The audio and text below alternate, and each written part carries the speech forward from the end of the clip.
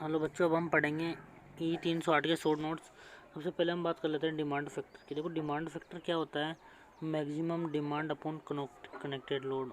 देखो, हमेशा जो भी मैक्सिमम डिमांड है वो कनेक्टेड लोड से क्या होगी? कम होगी। सपोज करो हमारा बड़ा मकान है, उसमें बहुत सारे डिवाइसेज है, सारे डिवाइस एक साथ चालू थोड़े होते हैं। मतलब एक या दो बंद रहेंगे, चार या पाँच बंद रहेंगे। हमारे पास सपोज ट्यूबलाइट है, टीवी है, फ्रिज है, जो भी है, बट सारे डिवाइस एक साथ स्टार्ट नहीं हो सकते ना कुछ डिवाइस तो बंद रहेंगे। इसका मतलब क्या है? जो कनेक्टेड लोड होगा वो मैक्सिमम डिमांड से हमेशा कम रहेगा। तो डिमांड फैक्टर ऑलवेज क्या होगा? लेस देन 1 होगा। फिर इसके बाद हम लोड फैक्टर की बात कर लेते हैं। तो लोड फैक्टर होता है average load upon peak load. मतलब जो भी एवरेज टाइम का लोड है अपॉन पीक लोड, तो इससे लोड फैक्टर आ जाएगा। तो लोड फैक्टर क्या होता है? Average load upon peak load. Demand factor क्या होता है? Maximum demand upon connected load. इसके बाद हम देख लेते हैं ग्रुप डाइवर्सिटी फैक्टर क्या होता है? Sum of individual maximum demand upon maximum demand of the group. मतलब प्रत्येक बहुत सारे, सपोज करो 5 कंज्यूमर है, तो पाँचों कंज्यूमरों की जो मैक्सिमम डिमांड है उसका सम करके ऊपर लिख देंगे, और पाँचों कंज्यूमरों की एक साथ, मतलब जहाँ से सप्लाई दे रहे वहाँ पे मैक्सिमम डिमांड तीनों की एक साथ देख के उससे डिवाइड कर देंगे। तो ग्रुप डाइवर्सिटी फैक्टर क्या होगा? हमेशा ग्रेटर देन 1 होगा। ठीक है, individual maximum demand upon maximum demand of the group कर देंगे। एक मिनट को, सॉरी, इसमें क्या है? पहले जैसे 5 कंज्यूमर है, पाँचों की मैक्सिमम डिमांड का योग करके सम करके हम ऊपर की साइड लिख देंगे।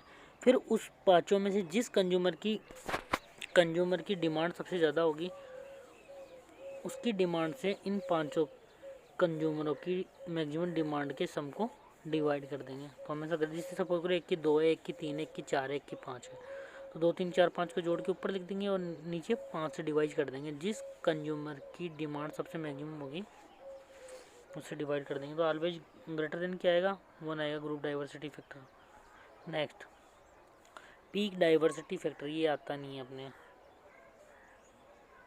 कैपेसिटी फैक्टर ये आते हैं। हाँ, average annual load upon rated plant capacity.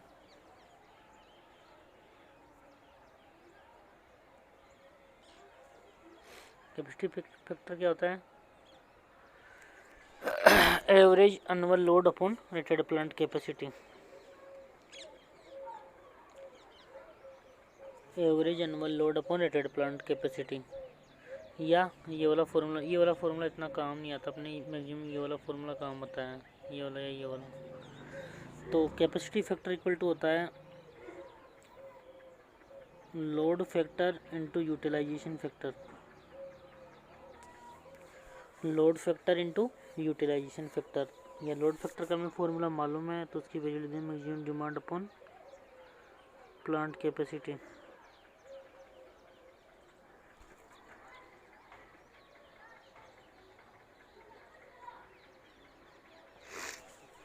तो कैपेसिटी फैक्टर हो गया load factor into utilization factor.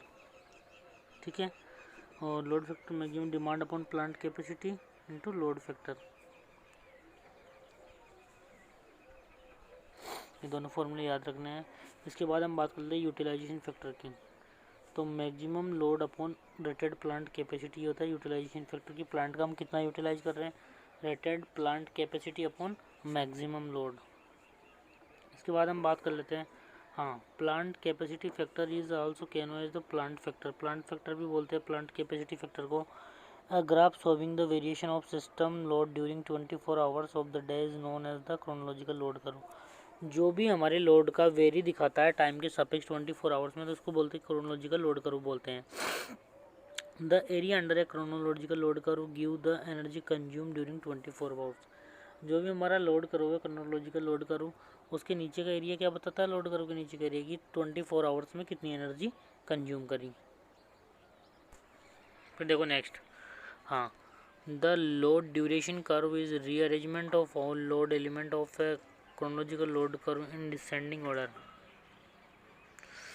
Mass curve is plotted with energy as ordinate and, और ये मास कर्व किसके बीच ड्रा करते हैं? एनर्जी तथा टाइम के बीच है। Mass curve use to study of variation between the rate of water flow and electrical load determine. ये बस ठीक है, इतना याद रखना है। अब हम बात कर लेते हैं नेक्स्ट टॉपिक हमारा load flow study. Load flow study is the solution for the power system under steady state condition. देखो लोड फ्लो स्टडी में क्या होता है, लोड फ्लो स्टडी में 4 वेरिएबल होते हैं प्रत्येक बस के साथ। मैग्नीट्यूड ऑफ वोल्टेज होता है, फेज एंगल ऑफ वोल्टेज होता है, एक्टिव पावर पी होती है, रिएक्टिव पावर क्यू होती है। अब आपको याद रखना है यहाँ से कि प्रत्येक जो भी हमारी पास बस है उसके साथ 4 वेरिएबल होंगे, V del P I Q I. तो जहाँ पे वी है मैग्नीट्यूड ऑफ वोल्टेज, डेल है फेज एंगल, पी आई है एक्टिव पावर और क्यू आई है रिएक्टिव पावर। तो अब हम बात कर लेते हैं, हमारे पास 3 टाइप की बसें होती हैं। पहली होती है स्लैक बस या रेफरेंस बस, दूसरी होती है पीवी या जनरेटर बस, और लास्ट होती है पीक्यू बस या लोड बस। तो सबसे पहले हम बात कर लेते हैं रेफरेंस बस की या शाल्क बस की। तो इसमें क्या क्या हमें पता होता है, B and del, magnitude of voltage and phase angle of voltage पता होता है हमें। क्या हमें फाइंड करना होता है, P I and Q I. हमें याद रखना है किसी भी स्पेसिफाइड क्या होता है, पीवी या जनरेटर बस में स्पेसिफाइड क्या होता है, एक्टिव पावर तथा मैग्नीट्यूड ऑफ वोल्टेज हमें स्पेसिफाई होता है। और पीक्यू बस और लोड बस में active power and reactive power हमें पहले से स्पेसिफाइड होता है। ठीक है, और ये हमें फाइंड करना होता है। Slack bus is the reference bus and generally define V equal to 1 and del equal to 0 for the convention. Generally most efficient और high rating generator is taken as slack bus। तो generally slack बस और reference बस में क्या होता है, define we equal to 1 और डेल इक्वल टू 0, और लार्ज जनरेटर यूज़ करते हैं। Active power always flow from leading angle bus to lagging angle bus. Reactive power flow from higher potential bus to lower potential bus. ठीक है, load flow study का हो गया। हाँ बच्चों, तो हम बात करेंगे जनरल टेरिफ फॉर्म की। देखो जनरल टेरिफ फॉर्म होता है equal to C X D Y plus F, जहाँ पे एक्स क्या है, मैक्सिमम डिमांड है किलोवाट के वी ए में, और सी क्या है, सी है total charge for maximum demand. यहाँ पे वाई क्या है, total energy consumption during the period, और डी क्या है, unit cost of energy, unit पर यूनिट कॉस्ट है ये, और एफ क्या है, फिक्स चार्ज है, कॉन्स्टेंट चार्ज है। अब हम देखते हैं सबसे पहले फ्लैट रेट। इसमें क्या होता है, हाँ फ्लैट रेट में क्या होता है,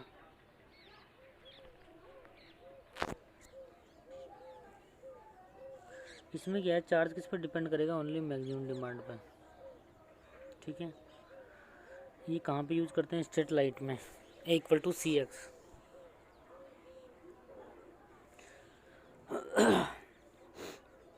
उसके बाद हम बात करते हैं स्ट्रेट मीटर की। स्ट्रेट मीटर में क्या होता है, A equal to D Y.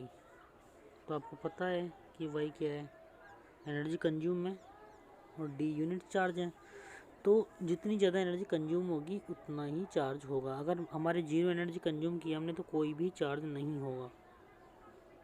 ठीक है, इसलिए ये वाला मेथड यूज़ नहीं करते हैं। नेक्स्ट ब्लॉक मीटर रेट, इसमें क्या होता है, हाँ देखो जैसे ये दिखाया गया है, A equal to D one Y one D two Y two. मतलब इसमें क्या होता है, मतलब पर्टिकुलर ब्लॉक के लिए सपोज 10 यूनिट के लिए चार्ज होगा 10 रुपये, फिर अगली 10 के अलावा अगली 5 यूनिट आएगी उनके लिए चार्ज क्या हो जाएगा 7 रुपये, फिर उससे अगली आएगी। मतलब जितनी आगे हम बढ़ते जाएंगे, जितना यूनिट का ब्लॉक होगा आगे रेट कम होती जाएगी। ठीक है, इसमें क्या होता है, पर्टिकुलर ब्लॉक के लिए पर्टिकुलर चार्ज होता है। 10 यूनिट के लिए अलग चार्ज होगा स्टार्टिंग की, फिर उसके बाद की 5 यूनिट के लिए अलग चार्ज होगा, उसके बाद की 5 यूनिट के लिए अलग चार्ज होगा। तो इसका यूज़ करते हैं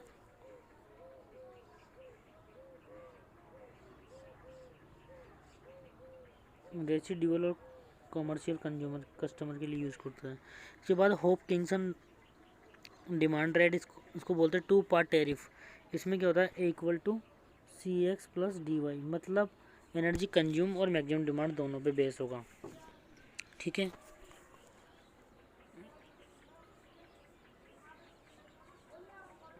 और लास्ट है डोरटी रेट, इसको बोलते हैं 3 पार्ट टैरिफ। तो इसमें क्या करते हैं, जो हमारे Hopkinson demand rate 2 part tariff, इसमें फिक्स चार्ज और जोड़ देंगे।